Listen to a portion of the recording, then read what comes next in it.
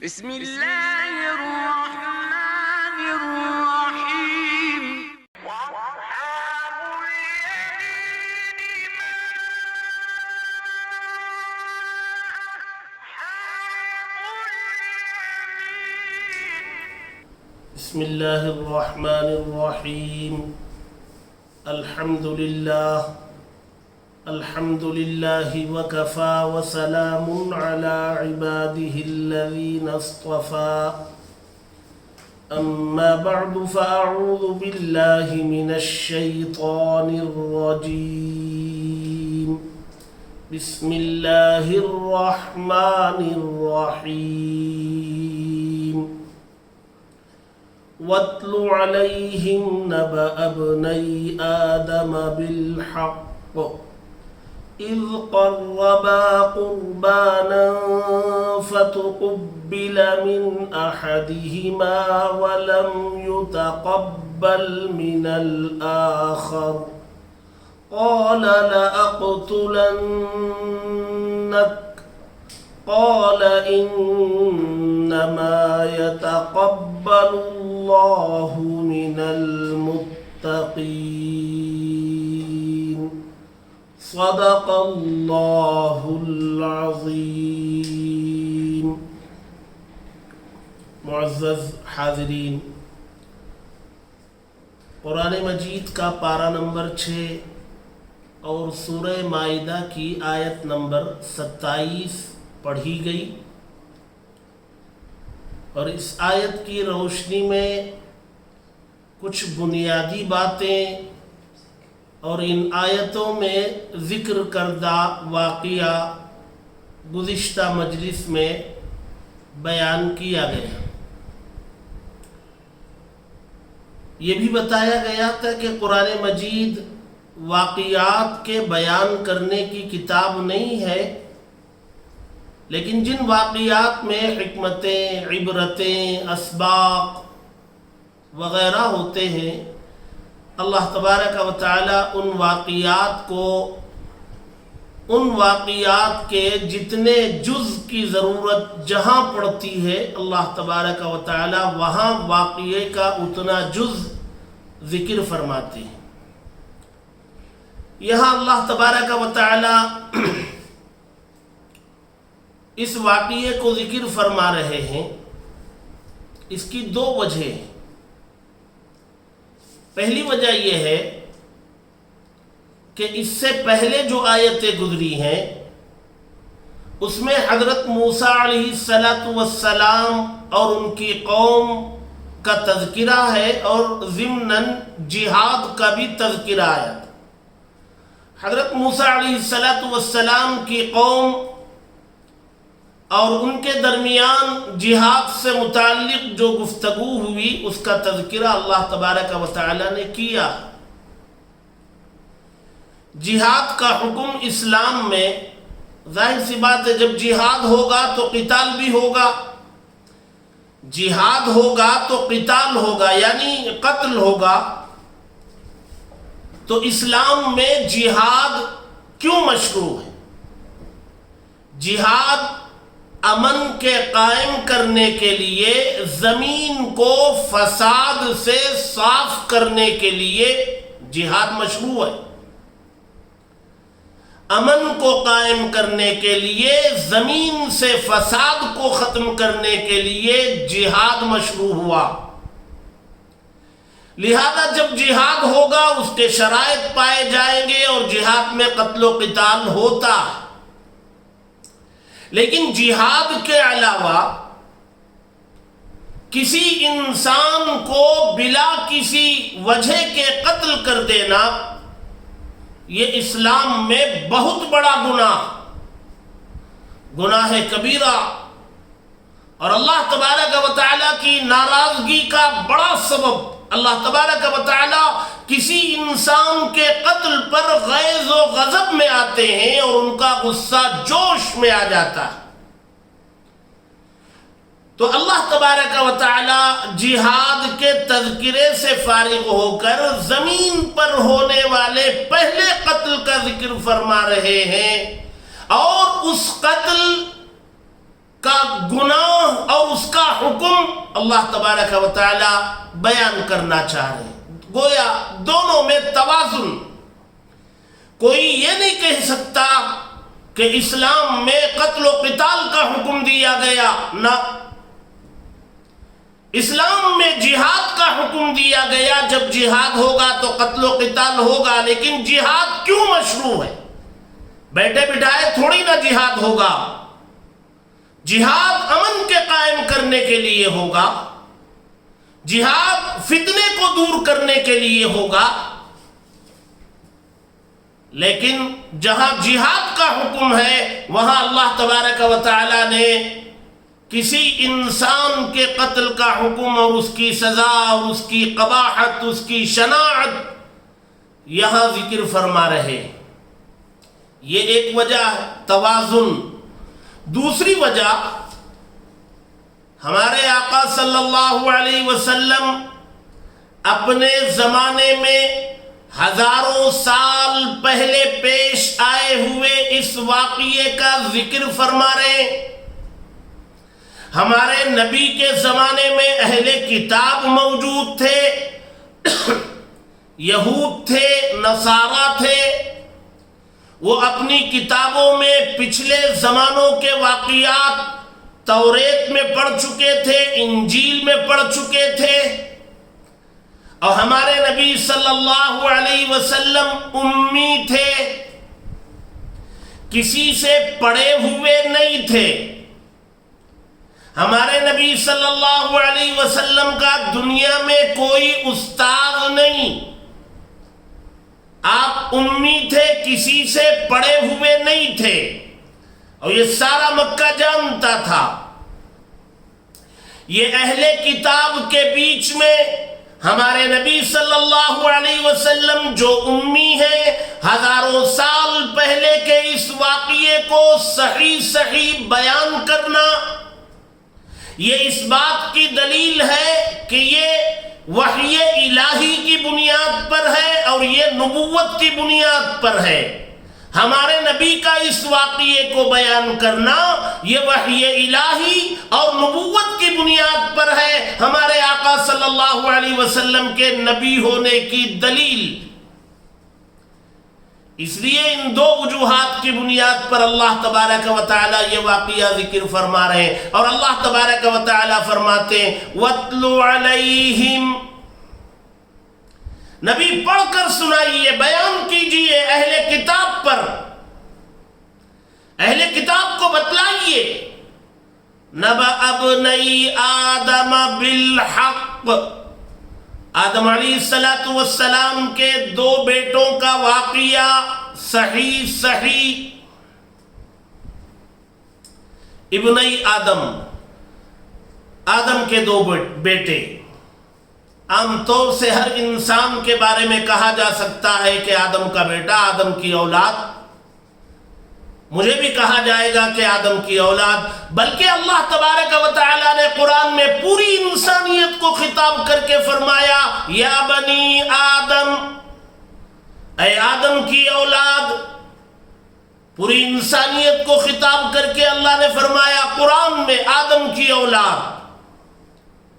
لیکن یہاں جو آدم کے دو بیٹوں کا تذکرہ ہے، یہ آدم علیہ السلام کے یہ دونوں حقیقی بیٹے، انہی کے صلب سے ہیں، ان کے سگے بیٹے ہیں دونوں۔ ایک کا نام قابیل جو بڑا، اور دوسرے کا نام حابیل۔ اللہ تبارک و تعالی فرماتے نبی ان اہل کتاب کو پڑھ کے سنائیے، بتلائیے آدم علیہ السلام کے دو بیٹوں کا واقعہ کیا تھا، ذرا ان کو بتلائیے، اور واقعہ صحیح بتلائیے، بالحق۔ یہ بالحق کا لفظ لا کر اللہ تبارک و تعالی نے اس بات کی طرف اشارہ کیا کہ کسی بھی واقعے کو بیان کرنا ہو، تاریخی روایات کی بنیاد پر اگر بیان کرنا ہو واقعے کو، تو وہ پوری طرح دیانتداری کے ساتھ صحیح واقعہ نقل کیا جانا چاہیے، اس میں کمی بیشی اس میں تلبیس، اس میں دھوکہ، اس میں ملاوٹ، یہ سب چیزیں نہیں ہونا چاہیے۔ دنیا میں بہت سارا فتنہ و فساد واقعات کے نقل کرنے میں کمی بیشی کی وجہ سے ہو جاتا ہے، اور نقل کرنے والے واقعات کو کمی بیشی کر دیتے ہیں اور واقعہ کچھ کا کچھ ہو جاتا ہے اور حقیقت کے خلاف سمجھ لیا جاتا ہے۔ رد عمل کے طور پر کہیں خاندان تباہ، کہیں گھر تباہ، کہیں قبیلے تباہ، کہیں حکومتیں تباہ، کہیں پورا علاقہ تباہی و بربادی کے دہانے پر۔ اللہ تبارک و تعالی نے شرط لگائی، اور یہ شرط پوری انسانیت کے لیے، تمہیں کہیں بھی کوئی واقعہ بیان کرنا ہو تو اس واقعے کو پوری دیانتداری کے ساتھ جیسا وہ واقعہ ہے، جتنا ہے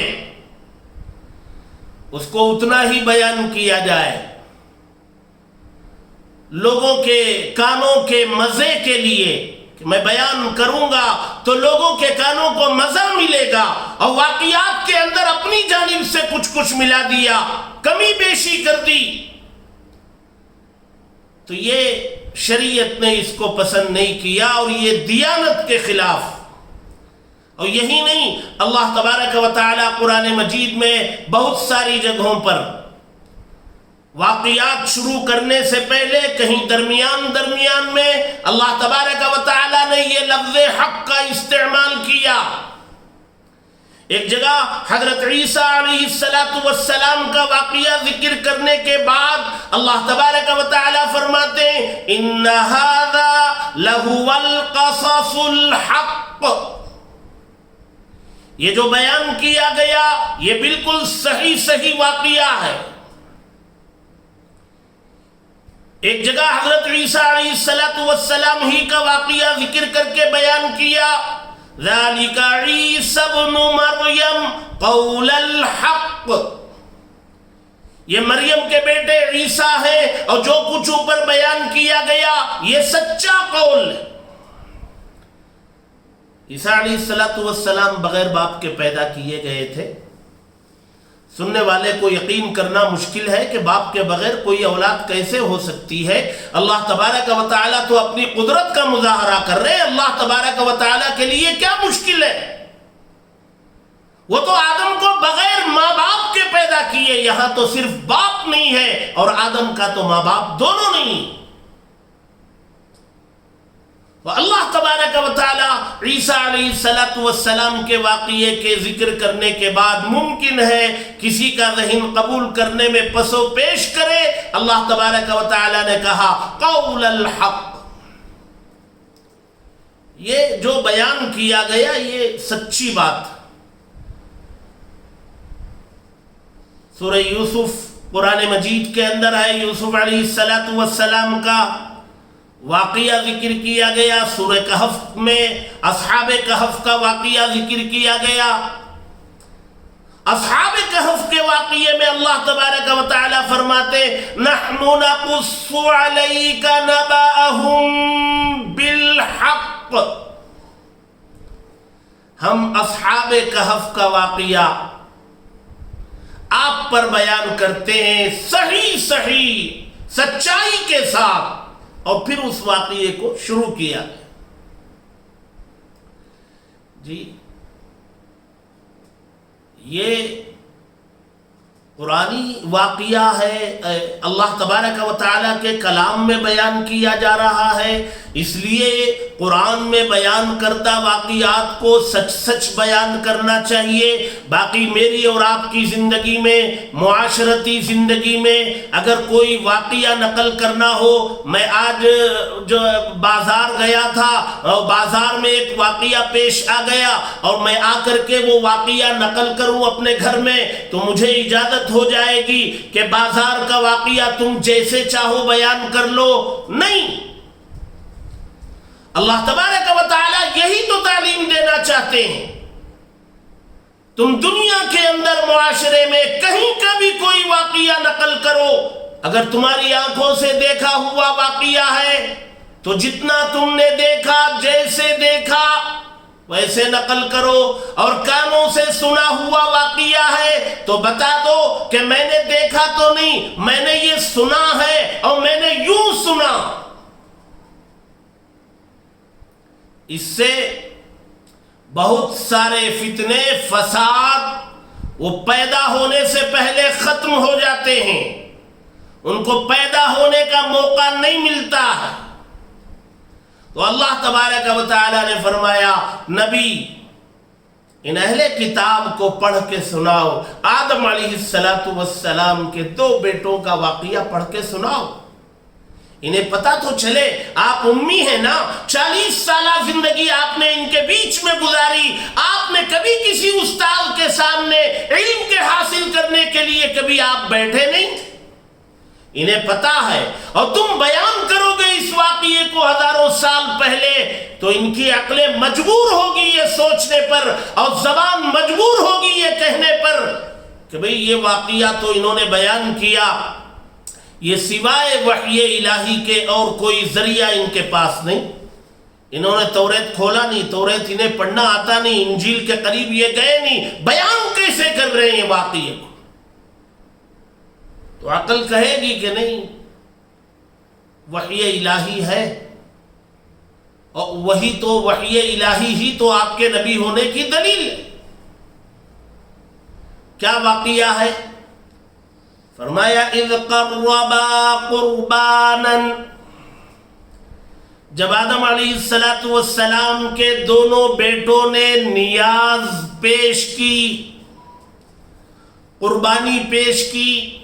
قربانی کہتے ہیں وہ عمل جس سے قرب حاصل کرنے کے لیے کیا جائے۔ اللہ کے دربار میں کوئی قربانی دی جاتی ہے تو مقصد اللہ کے قریب ہونا ہوتا ہے، اللہ کا قرب حاصل کرنے کے لیے قربانی دی جاتی ہے۔ ہمارے یہاں قربانی، جب لفظ قربانی بولا جاتا ہے تو وہ جانور کی قربانی ذہن میں آ جاتی ہے، وہ بھی قربانی ہے، لیکن اس کے علاوہ بھی قربانی ہے۔ اسی واقعے میں دونوں بیٹوں نے، اللہ فرماتے ہیں ان کے آدم کے دونوں بیٹوں نے قربانی پیش کی۔ ایک بیٹے نے دمبا بکرا پیش کیا اور دوسرے بیٹے نے غلہ گیہوں پیش کیا، اور دونوں کو ایک لفظ استعمال کیا، قربانی پیش کی، نیاز پیش کی، بکرا بھی ہے غلہ بھی۔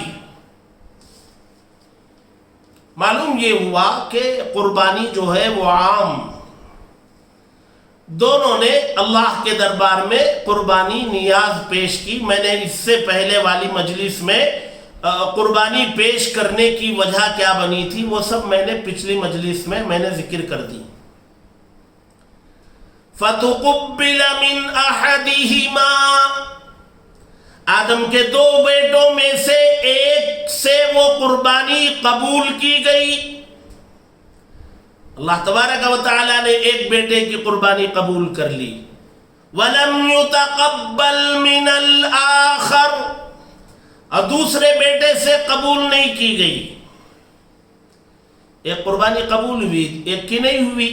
اب یہ کیسے پتا چلا؟ میں نے پچھلی مجلس میں ذکر کیا تھا کہ اس زمانے میں یہ علامت تھی کہ قربانی جس چیز کی دی جا رہی ہے وہ کسی ٹیلے پر، اونچائی پر رکھ دی جائے، اور پھر اللہ تبارک و تعالیٰ کے یہاں سے ایک آگ آتی اور وہ قربانی کو جلا کر کے ختم کر دیتی۔ جس کی قربانی جل کے ختم ہو جاتی یہ علامت ہوتی قبولیت کی، اور جس کی جلتی نہیں باقی رہ جاتی ہے یہ علامت ہوتی اس کے قبول نہ ہونے کی۔ اور حابیل کی قربانی بکرا وہ قبول کر لی گئی، وہ جل کر کے ختم ہو گیا، اور قابیل کی قربانی غلے کی شکل میں وہ رکھا رہ گیا۔ تو پہلے ہی وہ غصے میں تھا قابیل کہ میرے ساتھ پیدا ہونے والی بہن بہت زیادہ خوبصورت ہے، اور اس کا نکاح حابیل کے ساتھ کر دیا جا رہا ہے، اور حابیل کے ساتھ پیدا ہونے والی بہن وہ اتنی خوبصورت نہیں ہے، اور مجھ سے کہا جا رہا ہے کہ میں اس سے نکاح کروں۔ اور یہ قبول نہ کرنے کے نتیجے میں ہی آدم علیہ السلام نے کہا بھئی ایسا کرو، تم دونوں قربانی دے دو، اور جس کی قربانی قبول ہوگی وہ نکاح کر لے گا۔ اب قربانی بھی حابیل کی قبول کر لی گئی، اب اس قربانی کی قبولیت کے بعد حابیل اور زیادہ ان کا استحقاق مضبوط ہو گیا، اب تو انہی کو نکاح کرنا ہے قابیل کے ساتھ پیدا ہونے والی بہن سے۔ تو قابیل جو ہے آپے سے باہر ہو گیا، پہلے ہی غصے میں تھا، اب دیکھا کہ میری قربانی قبول نہیں ہوئی تو اس میں اس کی ذلت ہوئی، لوگوں کو پتہ چلا نا کہ قربانی قبول نہیں کی گئی تو وہ سماج میں ذلیل ہوا، رسوائی ہوئی، تو اسے چاہیے تھا کہ فوراً وہ اللہ کی طرف رجوع کرتا کہ یہ میری بد عملی کے نتیجے میں یہ ہوا ہے، لہذا مجھے اپنا عمل درست کرنا ہے، توبہ کرتا، استغفار کرتا تو یہ عمل اس کا صحیح ہوتا اور راہ راست پر آ جاتا۔ لیکن آدمی جب غصے میں ہوتا ہے اور حسد میں ہوتا ہے تو عقل کام نہیں کرتی، اللہ تبارک و تعالی عقل معاف کر دیتے ہیں۔ حسد کی آگ میں جلنے والے کے کام اکثر صحیح نہیں ہوتے، اس کی وجہ یہ ہے کہ عقل معاف ہو جاتی ہے۔ کیسے معاف ہو جاتی ہے؟ حسد اتنی بدبودار اور سڑی ہوئی بیماری ہے کہ اس کی سڑان اور اس کی بدبو سے عقل کام کرنا بند کر دیتی ہے، صحیح رہبری کرنا بند کر دیتی ہے۔ لہذا یہ غصے میں تھا، رسوائی اور ذلت برداشت نہیں کر سکا، حسد تھا، وہ حسد کی آگ اور بڑھی تو اس نے کہا قال لأقتلنک، قابیل نے غصے میں کہا میں تجھے ضرور قتل کر دوں گا، جان سے مار دوں گا میں تجھے۔ جی اب چھوٹا بھائی حابیل تھا، اس نے جواب میں کیا کہا؟ جی اس نے جواب میں کہا، یہ نہیں کہا کہ میں تجھے قتل کر دوں گا، تو چھوٹے بھائی نے یہ نہیں کہا کہ میں کوئی چوڑی پہن کے تھوڑی نہ بیٹھا ہوں، میں بھی تو تجھے قتل کروں گا، آ جاؤ دو دو ہاتھ آزما لیں گے، یہ نہیں کہا۔ جیسے ہمارے سماج میں ہوتا ہے، ہمیں کسی نے اونچی آواز میں بات کر دی تو ہماری تربیت نہ ہونے کے نتیجے میں ہم اسی لب و لہجے میں جواب دینا ضروری سمجھتے ہیں۔ ہم تو یہ کہتے ہماری تربیت یوں ہو گئی کہ بے اینٹ کا جواب پتھر سے دو، اس نے اینٹ مارا تو تم پتھر مارو، ہماری تربیت یوں ہو گئی نہیں۔ ہمارے نبی صلی اللہ علیہ وسلم کے اخلاق کیا تھے؟ وہ گالی دینے والوں پر پھول برساتے تھے نا، نعتیہ اشعار میں ہم سنتے ہیں، لوگوں کی گالیوں کے جواب میں پھول برساتے تھے۔ جی اپنی ذات کے لیے ہمارے نبی صلی اللہ علیہ وسلم نے کبھی انتقام نہیں لیا، گالی کا جواب کبھی گالی سے نہیں دیا۔ تو چھوٹے بھائی نے اس قتل کر دینے کے اعلان پر غصے میں اپنے آپ کو غصے میں نہیں لایا، اپنے جذبات کو، اپنے غصے کو کنٹرول میں رکھ کر انہوں نے ایک جواب دیا اصولی۔ چھوٹے بھائی نے کہا انما یتقبل اللہ من المتقین، بے شک اللہ تبارک و تعالی عمل قبول کرتے ہیں متقین سے، اہل تقوی سے۔ متقین تقوی والے، تقوی کسے کہتے ہیں؟ تقوی کہتے ہیں اللہ تبارک و تعالی کو ڈر کر عمل کیا جائے، نیک نیتی کے ساتھ عمل کیا جائے، اللہ کو راضی کرنے کے علاوہ کوئی اور مقصد اس کام کے کرنے میں شامل نہ ہو۔ جو کام کیا جا رہا ہے اس کا مقصد صرف اللہ کی رضا ہو، اللہ کی رضا کے علاوہ دنیا کا کوئی مقصد اس میں شامل نہ ہو، یہ ہے تقوی۔ تو اس چھوٹے بھائی نے کہا کہ بھئی اللہ نے اگر میری قربانی قبول کر لی ہے، وہ اللہ کا یہ طریقہ ہے، اصول ہے کہ وہ متقین کا عمل قبول کرتا ہے، اب تمہارا عمل قبول نہیں ہوا تو تقوی میں کمی ہوگی۔ یہ نہیں کہا انہوں نے، لیکن اس جملے سے یہ سمجھ میں آتا ہے، اشارے میں انہوں نے یہ بتا دیا چھوٹے بھائی نے کہ بھئی اللہ تبارک و تعالی تقوی والوں کا عمل قبول کرتا ہے۔ اتنا بول کے وہ خاموش ہو گئے۔ کیا مطلب؟ اس میں خود بخود یہ مطلب نکل آیا کہ چونکہ تمہارے عمل میں تقوی کی کمی تھی یا نہیں تھا، اللہ نے قبول نہیں کیا، لہذا تمہیں کرنا کیا چاہیے؟ اپنے اندر تقوی پیدا کرنے کی کوشش کرنا چاہیے۔ تقوی نہ ہونے کی جو وجوہات تھیں، ان وجوہات کو ختم کرنے کی فکر کرنا چاہیے۔ یہ تمہیں کرنا چاہیے۔ تمہاری قربانی قبول نہیں ہوئی تو اس میں میرا کیا دخل ہے؟ کیا رول ہے میرا؟ میں نے کیا کیا؟ جیسے تم نے قربانی پیش کی میں نے بھی کی، میں نے تو کچھ کیا نہیں نا، وہ تو اللہ تبارک و تعالی نے قبول کر لیا، اس پر میرے اوپر زیادتی کا کیا مطلب ہے؟ مجھے قتل کی بات کر رہے ہو، کیا مطلب ہے؟ کیوں؟ میرا کیا دخل ہے اس؟ ایک بہت اصولی بات بتا دی، اور یہ قیامت تک کے لیے اللہ تبارک و تعالی نے اس چھوٹے بھائی کے اس جملے کو قرآن کی آیت کا جز بنا کر قیامت تک کے لیے یہ اصول بنا دیا۔ عمل کے قبول ہونے کے لیے تقوی شرط ہے، بغیر تقوی کے عمل قبول نہیں کیا جائے گا۔ اسی تقوی کو پیدا کرنے کی فکر کی جاتی ہے۔ رمضان کے روزوں کی فرضیت اللہ تبارک و تعالی نے وجہ بتائی، لعلکم تتقون، میں 30 دن کے رمضان بھر کے روزے تمہارے اوپر فرض اس لیے قرار دیے تاکہ تمہارے اندر تقوی پیدا ہو، تمہارے اندر اللہ کا ڈر پیدا ہو جائے۔ کیوں اللہ یہ چاہتے ہیں؟ اللہ یہ چاہتے ہیں کہ ہمارا ہر عمل، ہمارا ہر کام، چھوٹے سے چھوٹا بھی، بڑے سے بڑا بھی، اس کی بنیاد تقوی پر ہو، اس کی بنیاد اللہ کو راضی کرنے پر ہو، دنیا کی کوئی غرض اس میں شامل نہ ہونے پائے۔ یہ اللہ تبارک و تعالی روزوں سے ہم سب کی تربیت کرنا چاہتے ہیں، اور اگر یہ چیز پیدا ہو گئی پھر ہمارا ہر عمل وہ اللہ کے لیے ہوگا۔ جب عمل اللہ کے لیے ہوگا وہ قبولیت کا درجہ پائے گا، اور اگر اللہ کے لیے عمل نہیں، اس کی بنیاد تقوی پر نہیں، تو وہ قابل کی طرح ہو جائے گا، وہ غلہ رکھا رہ جائے گا، وہ قبولیت کا درجہ نہیں پائے گا۔ یہی وجہ ہے کہ یہ تقوی جو ہے یہ انتہائی اہم عنوان ہے، ایک اہم چیز ہے۔ اس کے بغیر کوئی عمل اللہ کے یہاں قبول نہیں۔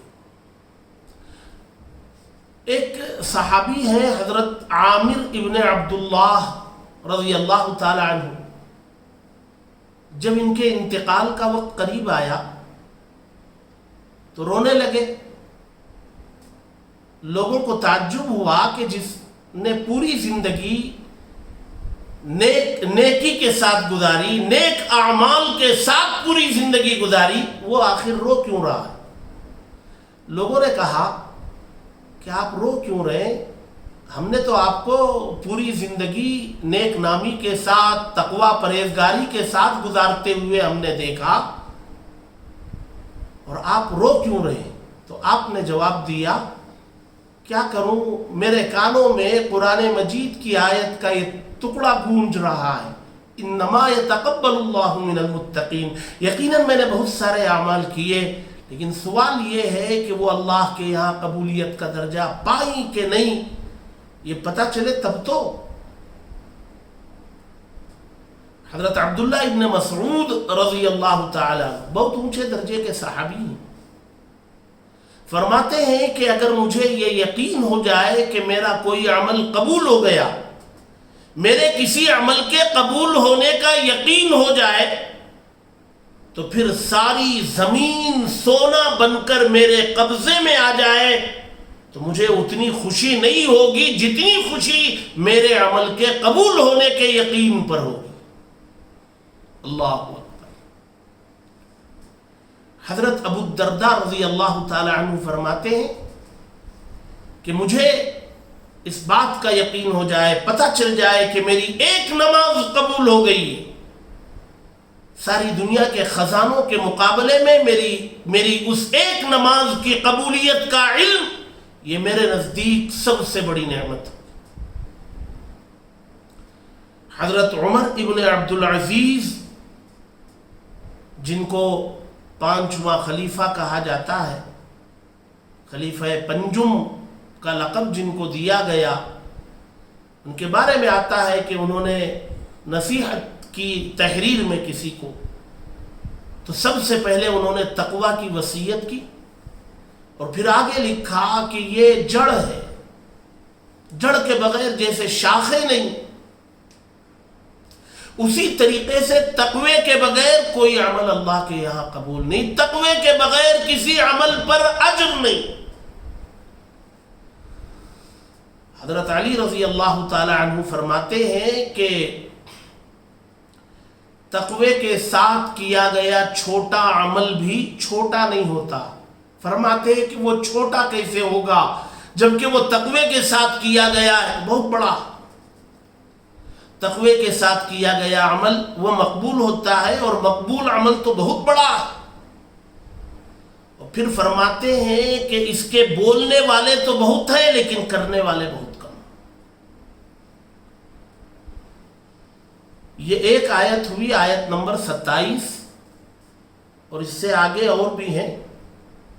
یہ واقعہ اور جاری ہے اور اس واقعے کے ذیل میں بہت سارے احکامات ہیں, عبرتیں ہیں. انشاءاللہ ہم بتدریج آگے بڑھیں گے اور کوشش کریں گے کہ ان آیتوں میں جو اللہ تبارک و تعالیٰ نے اسباق و عبرتیں رکھے ہیں ہم ان سے سبق حاصل کریں اور اپنی زندگیوں کو بنانے میں اس کا استعمال کریں. اللہ تبارک و تعالی ہم سب کو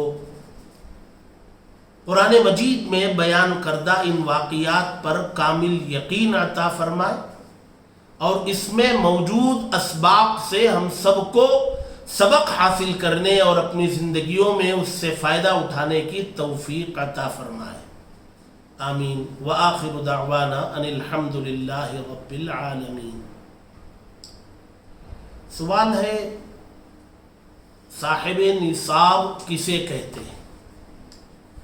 میں نے اس سے پہلے والی مجلس میں ایک سوال تھا, وہ سوال یہ تھا کہ زکوٰۃ کن لوگوں پر واجب ہے, تو اس میں نے بتایا تھا کہ زکوٰۃ صاحب نصاب پر واجب ہے.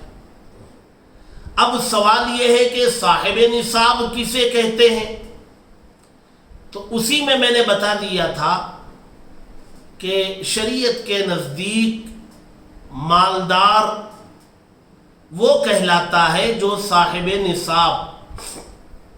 صاحب نصاب کا مطلب یہ ہے کہ جو 7.5 تولہ سونا یا 52.5 تولہ چاندی کا مالک ہو, یا اتنی مالیت جتنا 7.5 تولہ سونے کی جو رقم بنتی ہے اس رقم کا وہ مالک ہو, یا 7.5 تولہ سونے کی جو رقم بنتی ہے اس رقم کے بقدر اس کے پاس مال تجارت رکھا ہو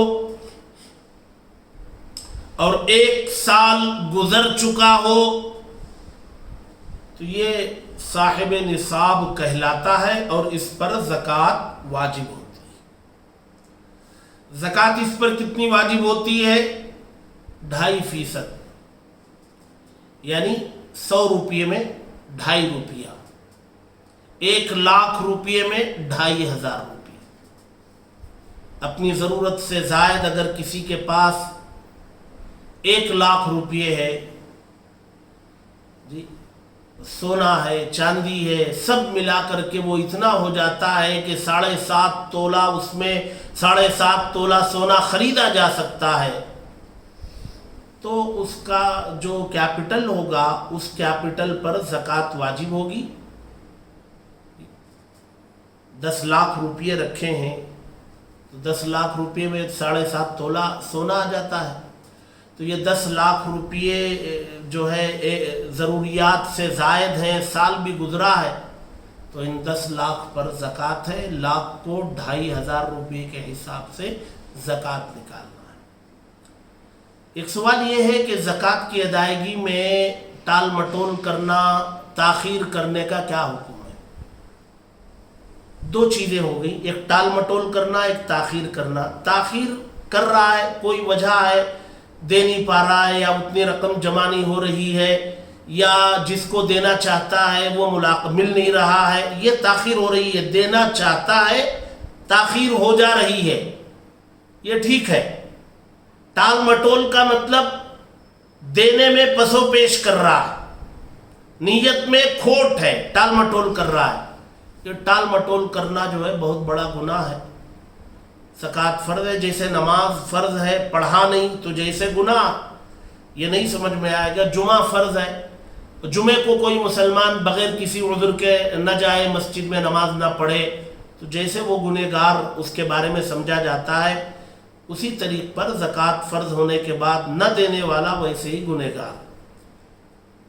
ताख़ीर किसी वजह से हो जा रही है तो कोशिश करना चाहिए जब साल गुजर जाए तो जितनी जल्द ज़कात अदा कर सके वो कर लेना चाहिए। बिला वजह की ताख़ीर नहीं करना चाहिए। और टाल मटोल तो ख़तरे की घंटी है। अल्लाह हम सब की हिफाजत फरमाए।